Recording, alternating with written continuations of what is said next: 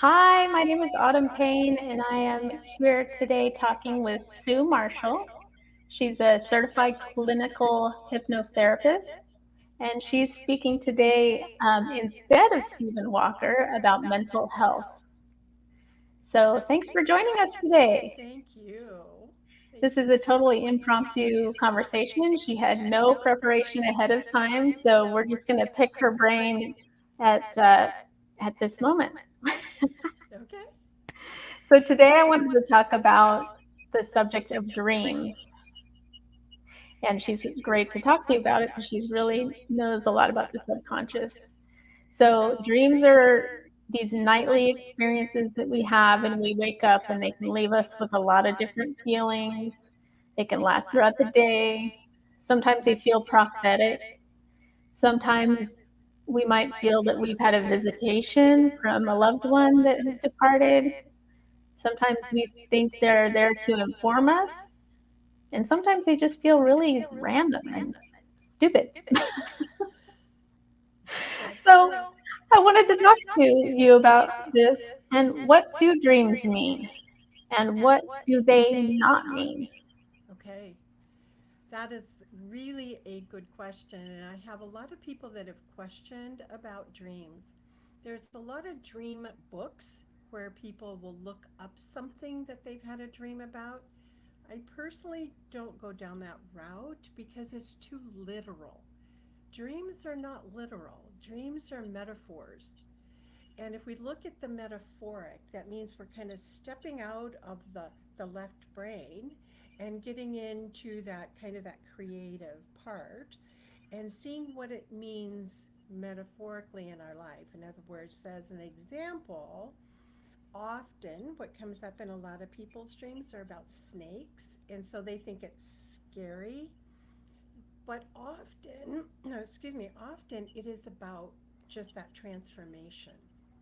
And I remember a very short story I'll tell you about a gal that she worked for the state and she was going to get from here transported back to Hawaii.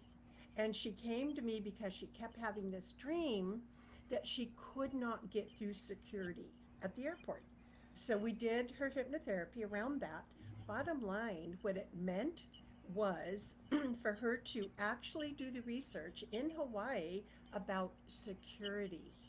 And what she found was by her living here and just moving to Hawaii, she didn't have the same rights as far as the security part of her well-being and her health and her homestead in Hawaii. She ended up not moving because of that. But when she first came in, it was not about that. It was about, oh my gosh, what is my life around security? And she's thinking of it very literal. So that's what I'm kind of talking about, how it's the metaphor of that.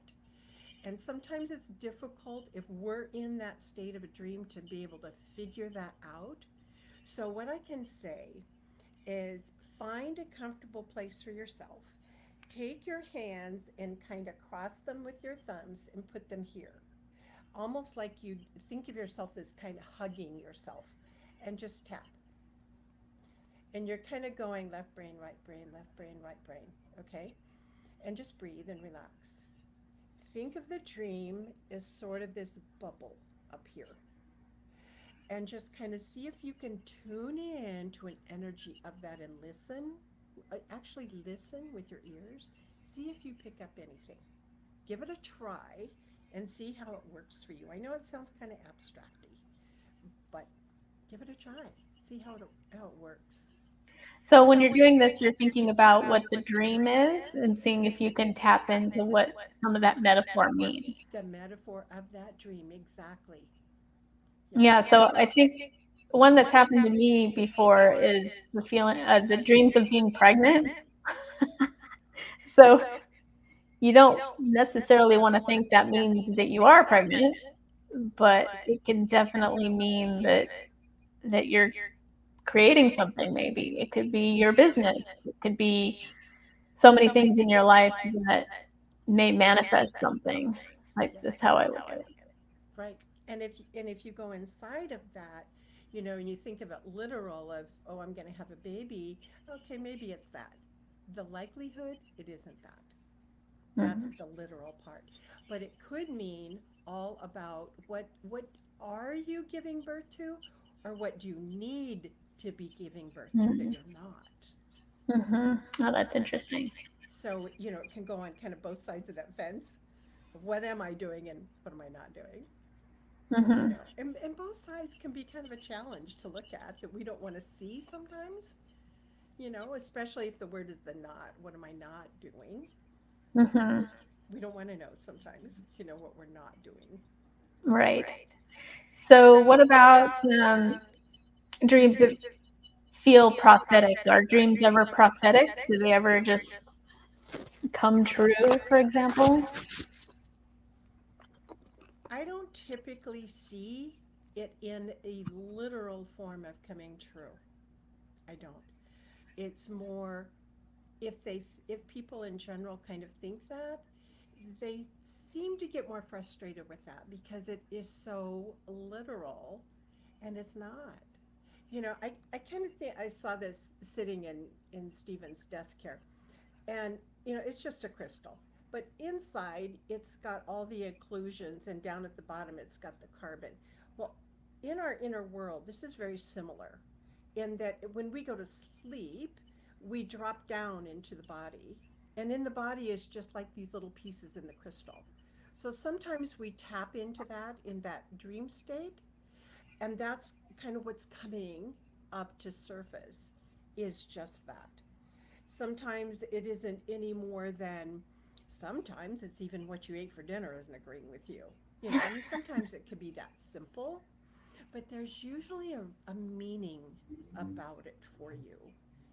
And a lot of people, if they have that same dream, that, well, not same, but similar, 3 times in a row, that's very significant that they might want to call and do some hypnotherapy around that, but not look at it in a book, because that's going to put them off on a total, from my perception anyway, a total wrong road of the Um, literal.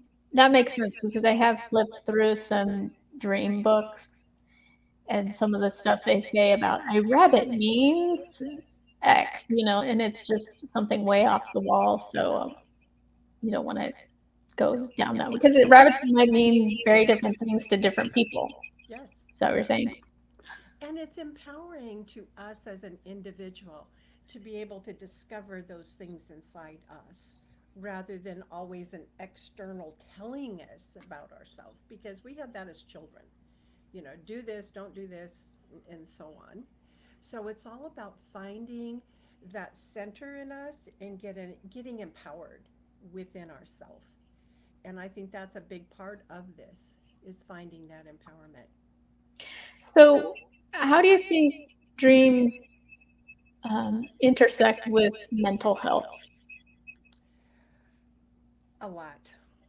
I really do, because that is where, in the subconscious of where things are held, which some people are going to refer to it as depression or sadness or whatever the word is that they find, they often do not have the actual oxygen flow into the frontal lobe.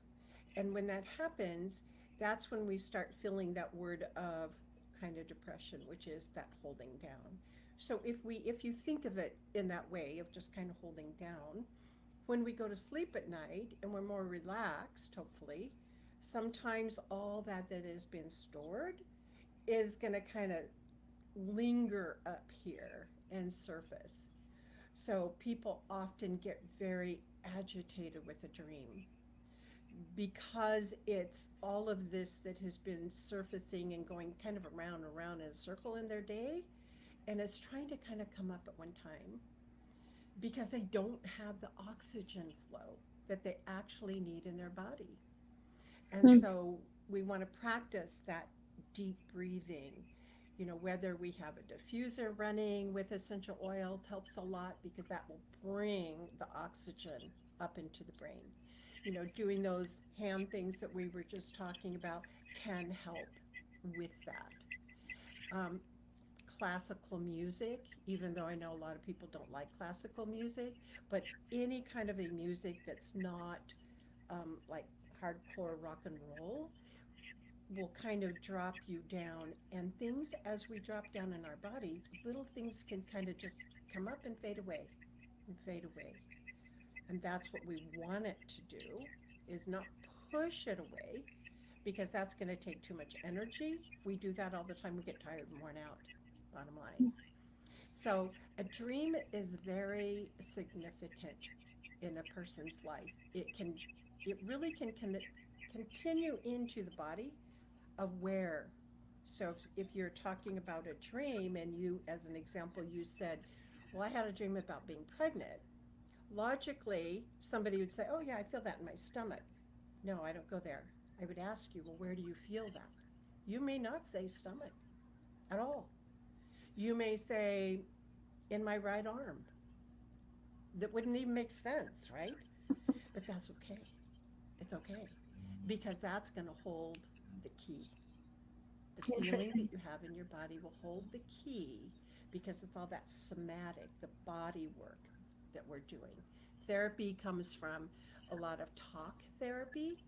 That's all up here. Talk therapy is here. Yes, we do need that, because it helps to bypass the analytical mind. If things don't make sense, we kind of go this, nah, I don't get it. I don't want to go there. It looks bad, scary, whatever. But once we get past that and we get into the body, that's where things can get really cleared. And that's the golden nugget. That's interesting. I Yes. like how you bring the body and the mental health together, Yes. incorporating dreams. That's Exactly. lovely. Yes. Okay, well, Dream work thank is you. fun. Yeah, thank you so much for coming and talking to us today about this topic. And I hope that it was helpful for people and joining us on short notice, no preparation. Yes. It Yeah, was fun. I like the impromptu. yeah. It's fun. Okay, thanks so much. We'll see you Thank next time. you. Have a Bye. good day. Bye.